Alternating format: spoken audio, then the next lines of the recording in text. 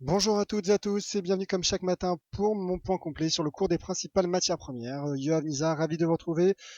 Je vous laisse avant tout prendre connaissance de l'avertissement lié au risque de trading. Comme vous le savez, négocier sur marge sur le marché des devises ou via des produits CFD comporte un risque élevé et ne peut être recommandé à tout investisseur.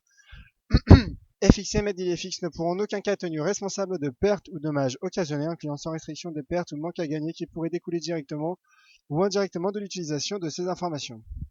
Voilà donc pour l'avertissement lié au risque de trading. Je vous rappelle que je vous invite à me rejoindre sur le chat et à m'y poser toutes vos questions ou même me faire part de vos analyses pour que je puisse vous donner mon point de vue. Alors bonjour Alex, bonjour Swapping, bonjour Bruno, bonjour à chacun d'entre vous donc qui venez de me rejoindre. Alors débutons ce Commodities Market Report par le cours de l'once d'or. L'once d'or qui a progressé hier.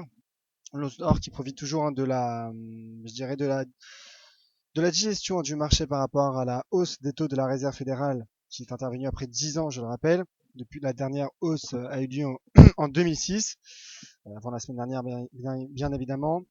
Donc le taux directeur de la Réserve fédérale qui a le taux principal de refinancement qui s'élève à présent à 0,5%, qui a profité sur le coup, qui a profité bien évidemment en dollars, malgré le fait que c'était anticipé en partie.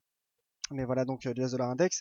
Et lorsqu'on voit justement cet indice US dollar index, on voit que le cours ne parvient pas à franchir cette résistance à 12 200 points pour l'US dollar index d'FXM.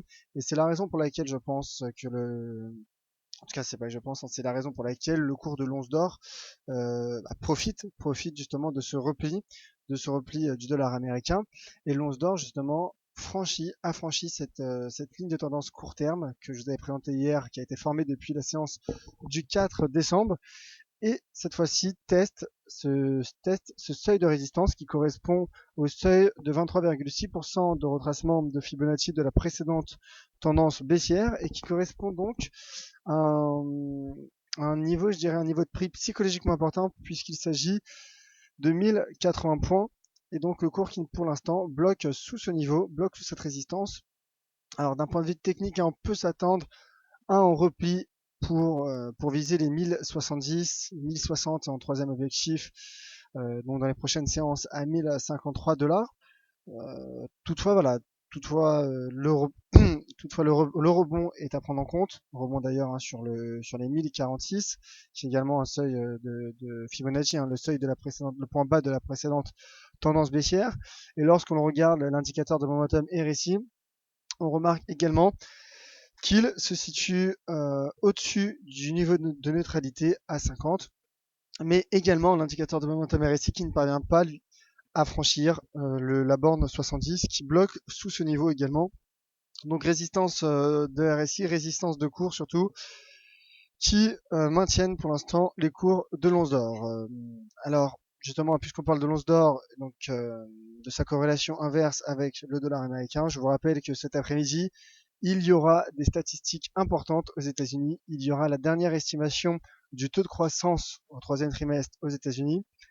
Voilà, il y aura également les dépenses de consommation de référence des ménages et, voilà, et quelques statistiques sur les prix du logement et donc également la consommation des ménages au troisième trimestre. Et d'ailleurs, demain, il y aura également des statistiques majeures aux États-Unis avec les commandes de biens durables pour le mois de novembre, euh, ainsi que d'autres statistiques un peu moins importantes de second plan du côté des États-Unis, donc qui devrait fortement impacter le cours du dollar et donc celui de l'once d'or.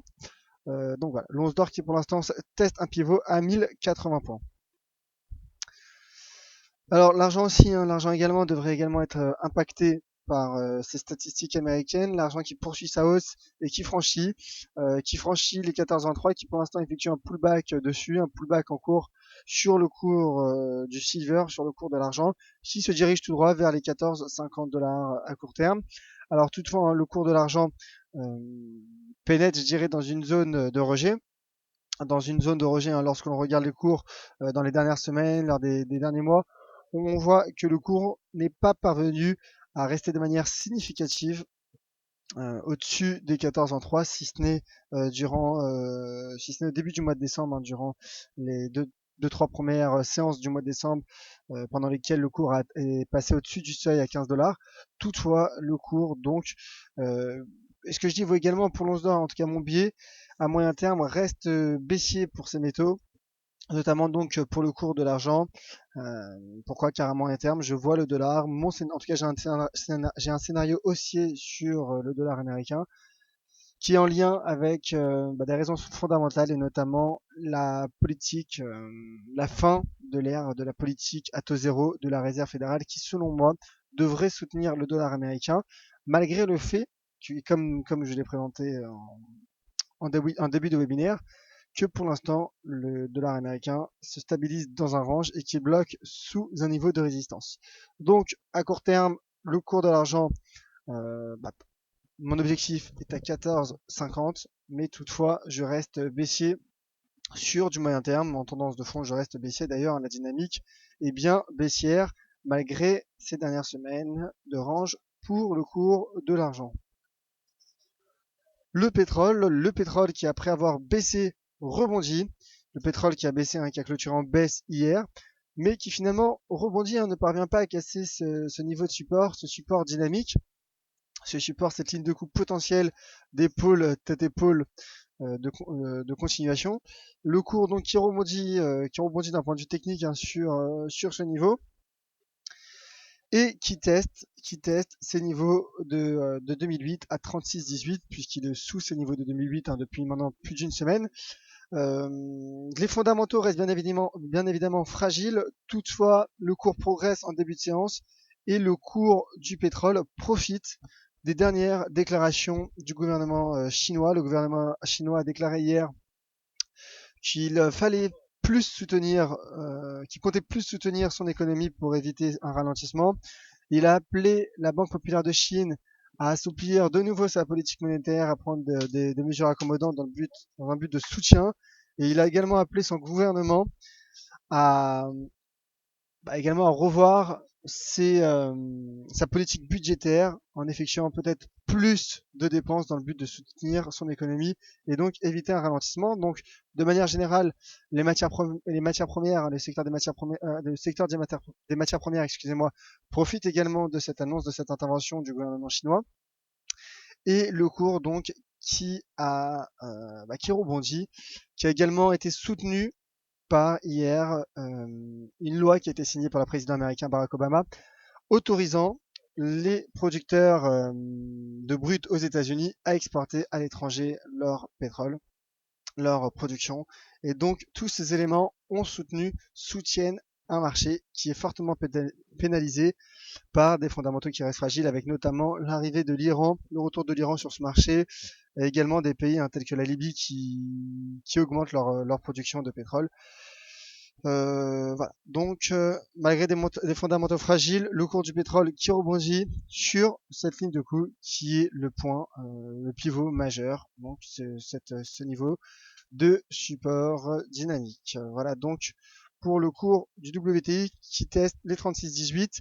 Je confirme pour l'instant mon billet à moyen terme pour 2016 est plutôt haussier sur le cours du pétrole.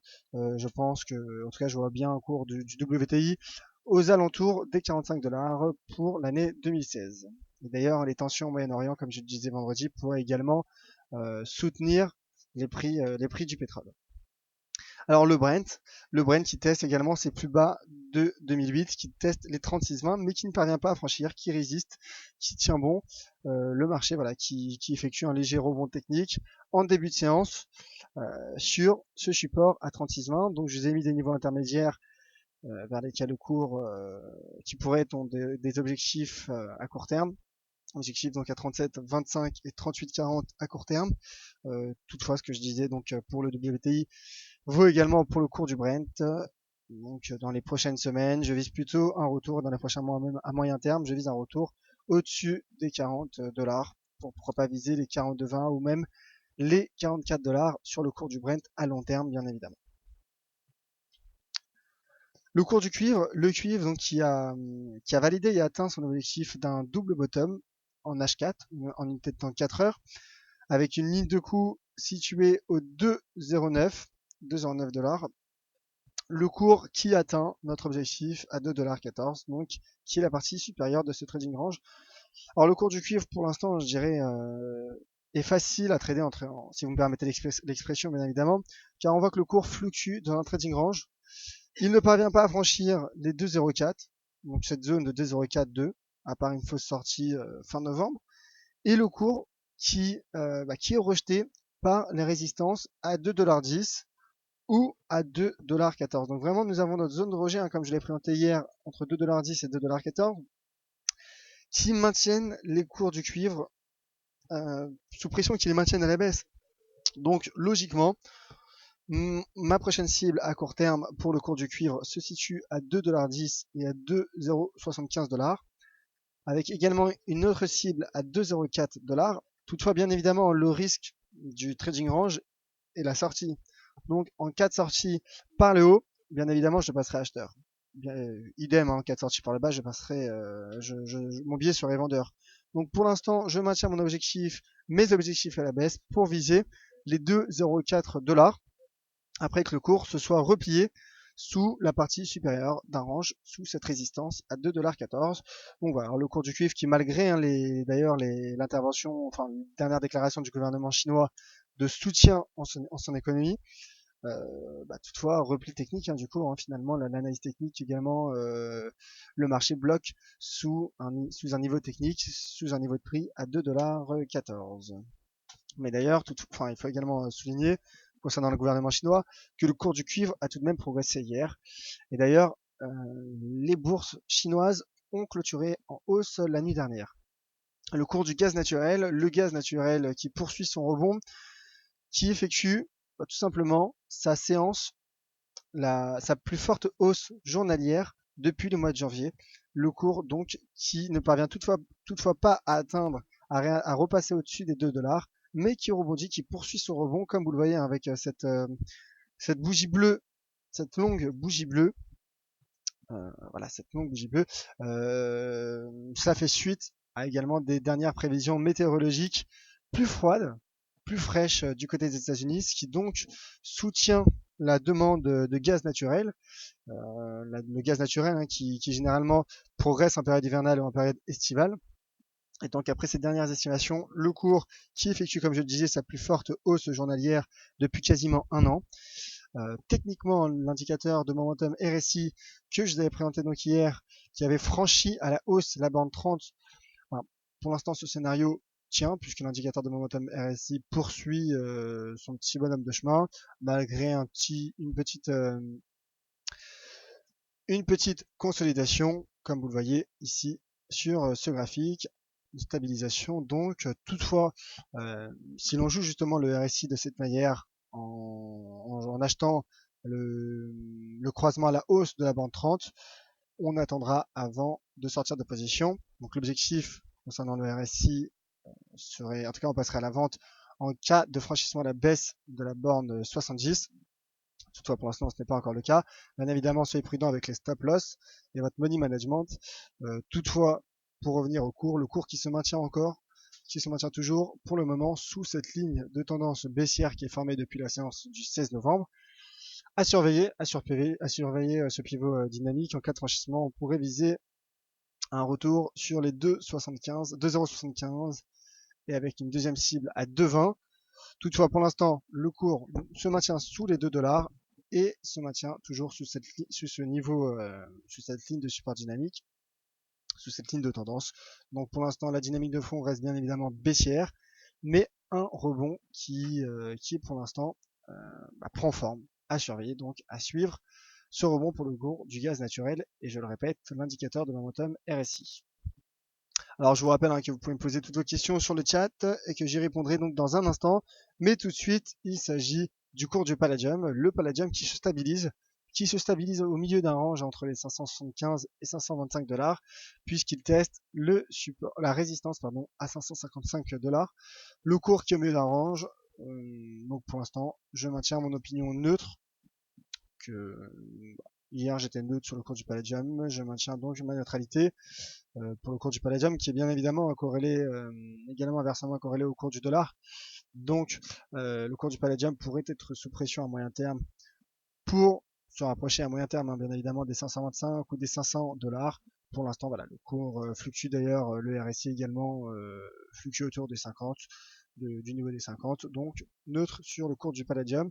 En revanche, le cours du platine qui a progressé, qui progresse et qui intègre une zone de rejet également, une zone de rejet entre les 872 et 885 dollars.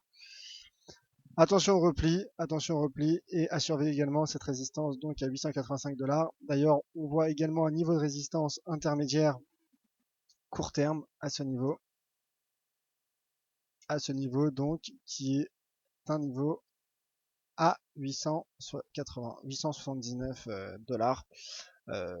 Résistance à court terme pour le cours du platine. Je joue également le trading range, donc un retour sur les 845 dollars pour le cours du platine et également avec des fondamentaux qui pourraient soutenir le dollar américain. Voilà donc ce qu'il fallait savoir sur le cours des principales matières premières. Je vais donc à présent passer aux questions. Bonjour Yoav, comment vas-tu l'once d'or aujourd'hui? Alors écoutez, hein, comme je disais, mon cher visiteur, l'once d'or pour l'instant teste un pivot à 1080 dollars. On voit que pour l'instant le cours a du mal à le franchir. C'est la raison pour laquelle de manière générale à moyen terme, je suis baissier sur le cours de l'once d'or.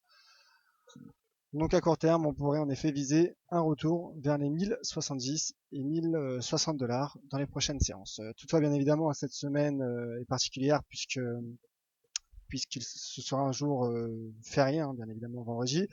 D'ailleurs, pour toutes les modifications d'heures de trading, je vous invite à simplement à en prendre note et à les retrouver sur le forum d'EliFX dans la catégorie rollover et dividendes et heures de trading. Et donc, vous trouverez la sous-catégorie pour la modification des heures de trading. Voilà, mon cher visiteur. Bonjour Yoav, un mot sur le NZD USD s'il te plaît. Bien évidemment. Alors, le NZD USD. Alors, juste le temps de placer mon graphique. Écoutez, voilà, le NZD USD donc en daily qui en début de séance franchit cette fameuse résistance à 0,6785. Toutefois, le cours n'a plus clôturé au-dessus de cette résistance depuis la séance du 16 octobre. Je ne serais pas étonné que le cours se replie en fin de séance, dans le milieu et fin de séance. Je ne serais pas étonné que finalement le cours se replie et clôture sous ce niveau. Donc à court terme en intraday, je suis baissier. On voit que malgré que le cours ait souvent été au-dessus de cette résistance, le cours s'est finalement replié, n'est finalement pas parvenu à clôturer au-dessus des 0,6785. C'est la raison pour laquelle, pour l'instant, je suis plutôt baissier en intraday sur la NZD USD. Toutefois, bien évidemment, en cas de franchissement, mon biais pourrait être modifié. Voilà donc pour la paire NZD-USD qui teste un niveau donc de résistance majeur. Alors voilà donc pour les questions, je vous remercie à vous tous de votre attention. Je tiens également à remercier un Spirit Trader qui me fait part souvent de ses analyses et de ses graphiques également sur Twitter. Donc n'hésitez pas, hein, si vous avez des graphiques, je serais ravi justement de les relayer en live pour qu'on puisse les commenter ensemble. Nous remercions bien évidemment encore Kerzolen pour sa délicieuse attention. Je vous remercie donc à vous tous de votre attention. Vous me retrouverez ce soir à 17h30 pour la closing bell pour analyser avec vous la clôture des bourses européennes et de la séance de l'euro-dollar. Je reste, comme je le disais, disponible et à votre disposition sur Twitter @yoavnizar. Et je vous souhaite à tous de passer une excellente journée. Très bonne journée sur les marchés.